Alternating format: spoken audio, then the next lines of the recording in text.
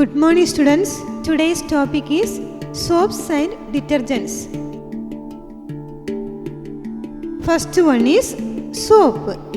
Soaps are the sodium or potassium salt of long chain fatty acids like lauric, stearic or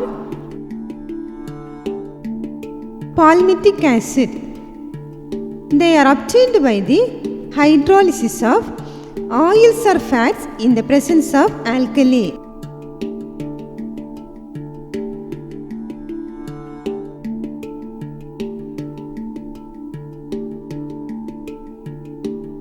This is the equation for the formation of soap.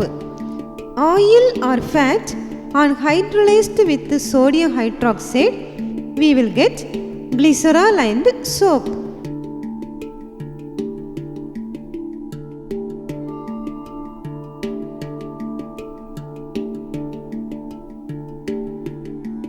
Manufacture of soap. Raw materials. There are three types of raw materials are used. First one is oil or fat. Examples for oil or fat is coconut oil, palm oil, tallow and lard. Second one is caustic soda. The function of adding caustic soda is to saponify the oil or fat. Third one is common salt. The function of adding common salt is to salt out soap. Manufacturing processes. There are two types of manufacturing processes. First one is Kettle process and second one is Mills process. Kettle process. This is an old process of manufacture in small scale industries. It occurs in two stages. First stage is saponification of oil or fat. Second stage is salting out of soap. Saponification of oil or fat. The oil or fat is taken in an iron tank called soap kettle. Soda lye, that is 10% sodium hydroxide solution, is added in slight excess and the mixture is steam boiled. After several hours of boiling, the oil or fat gets hydrolyzed to give a homogeneous viscous solution. Salting out of soap. Steam is cut off and common salt is sprinkled over the boiling mixture. Soap is precipitated and floats on the spent lye. It is skimmed off and transferred to molds and solidified. Mills process. It is the modern continuous process of manufacture of soap in a large scale. It occurs in three stages. First stage is hydrolysis of oil or fat. Second stage is distillation of fatty acids. Third stage is neutralisation of fatty acids.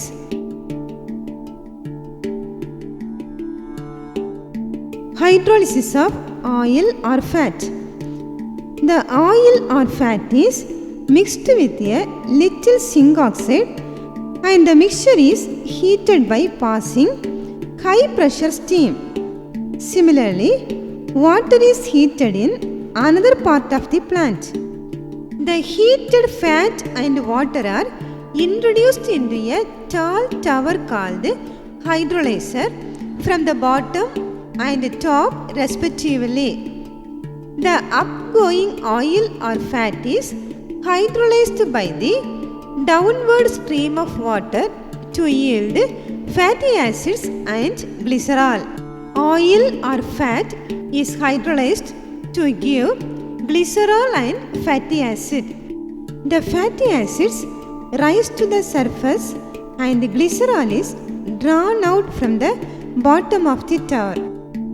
Distillation of fatty acids. The fatty acids are then led into a distillation still.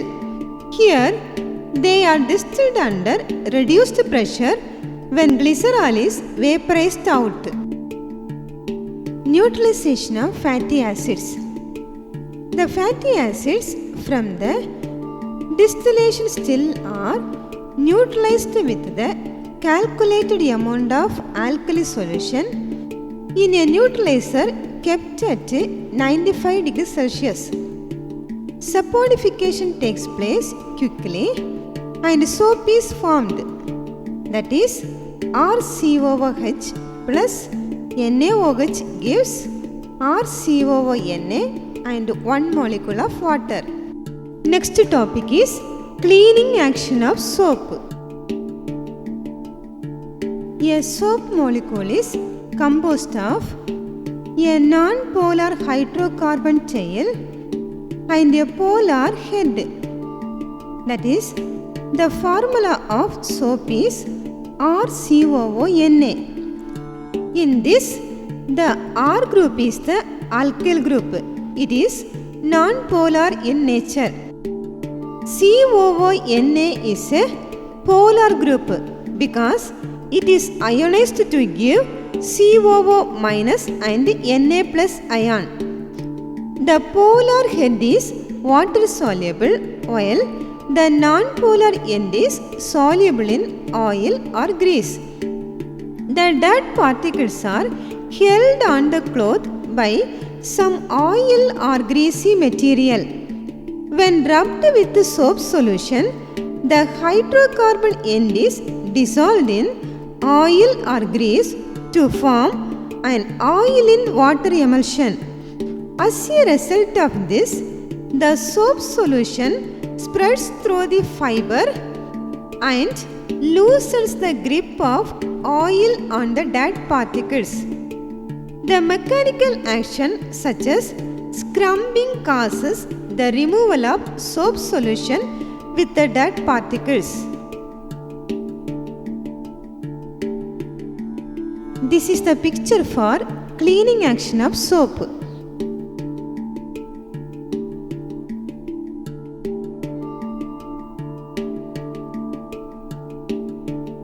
Next topic is detergents.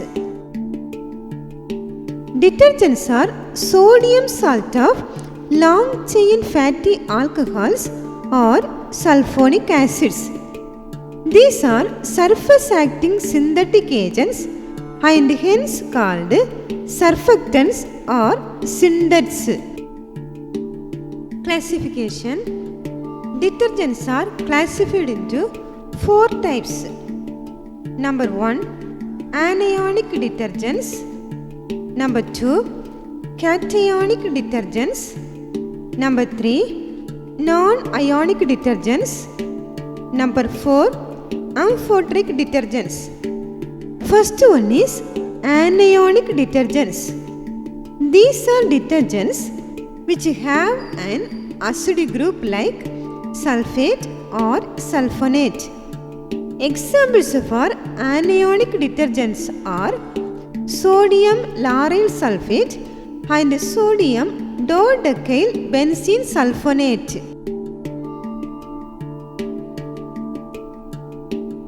Uses of anionic detergents. Anionic detergents are used as washing powders or aqueous solution. Second one is cationic detergents. These are detergents which have quaternary ammonium salt. Examples for cationic detergents are triethyl cetyl ammonium iodide and triethyl stearyl ammonium bromide. Uses of cationic detergents. These are mainly used as softeners in textile industry. They are also used in dry cleaning. Third one is non-ionic detergents. These detergents have non-ionic part like a polyester or polyether group. Example for non-ionic detergent is pentaerythritol stearate. Uses of non-ionic detergents. Non-ionic detergents are used in toothpaste and shampoo. They are widely used in washing machines. Fourth one is amphoteric detergents.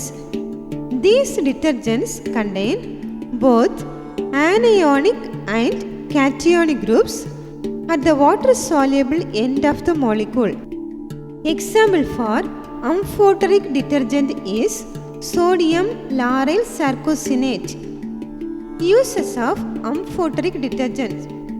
The amphoteric detergents are used in toothpaste, shampoo, cosmetics and water emulsion paints. Advantages of detergents over soaps. Detergents are excellent foaming agents. They lather well even in hard water.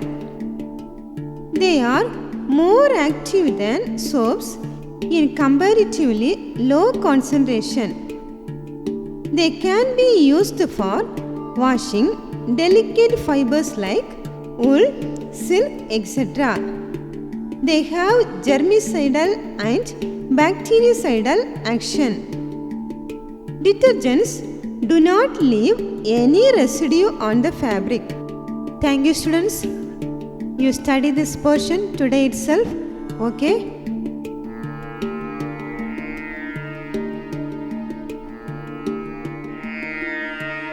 அடக்கம் அமரருள் ஒய்க்கும்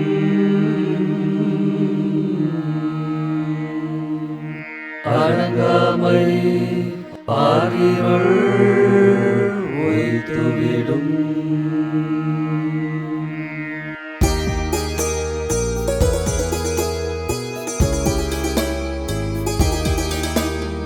தனித்திருப்பதும் விலகியிருப்பதும் வீட்டிலிருப்பதும் விவேகமே. தனித்திருப்பதும் விலகியிருப்பதும் வீட்டிலிருப்பதும் விவேகமே. வாழ்வை காப்பதும் நாட்டை காப்பதும் தமிழா உந்தன் கடமையே. வாழ்வை காப்பதும் நாட்டை காப்பதும் தமிழா உந்தன் கடமையே. அது கொரோனாவை விரட்டும் ஆயுதமே. அது கொரோனாவை விரட்டும் ஆயுதமே.